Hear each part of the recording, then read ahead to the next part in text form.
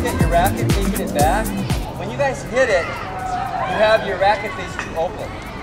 But when I learned my one-handed backhand, I modeled it after Ken Rosewall, and what it really is the shoulder starts like this, but then it squares up, and then it comes this way, and then back out. So even though it looks like this, it doesn't actually hit like that.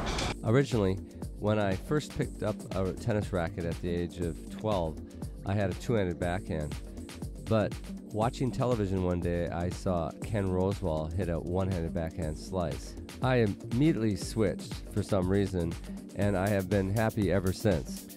This is my favorite shot, and I wouldn't be able to be competitive without it.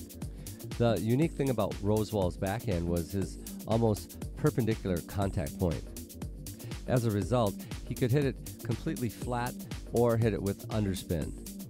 The key to a good slice is a high takeback and a completely open racket face.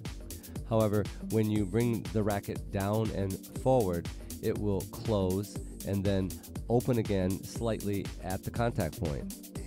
So here in slow motion, we can see that I have a high takeback with a completely open racket face.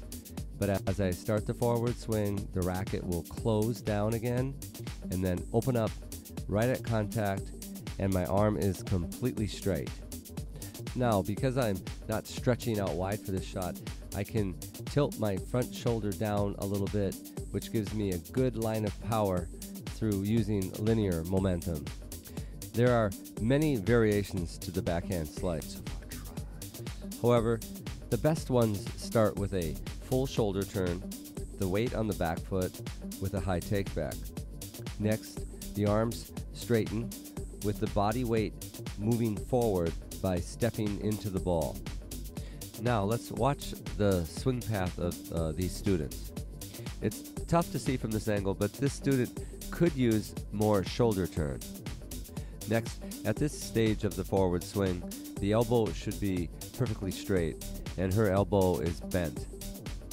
As a result, the contact is unstable because the forearm and wrist are in a weak position. Lastly, the follow-through wraps too far around the body and ends up pointing to the back fence. To correct this, you need to get your shoulders in the position that Peter McNamara is in. This allows the racket to finish out in front and towards the target point.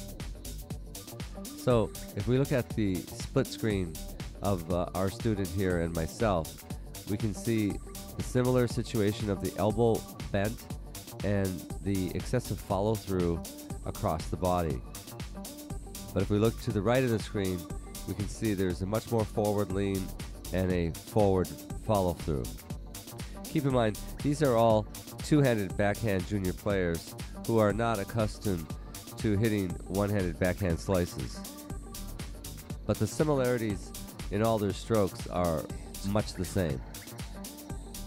Lastly, the unique thing about the one-handed backhand slice is once you've learned it correctly, you can disguise the drop shot off of it very effectively. So the grip is it's really important that you have the continental grip. So what grip have you guys been using? You got to make sure you're using the continental on it. And you don't want to go with an Eastern backhand grip. Why?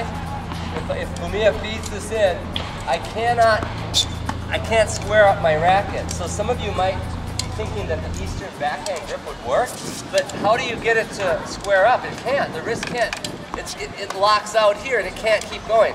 So the continental is the best if you want to get that bite on the ball and keep it down low, and then you can still straighten it out. Okay?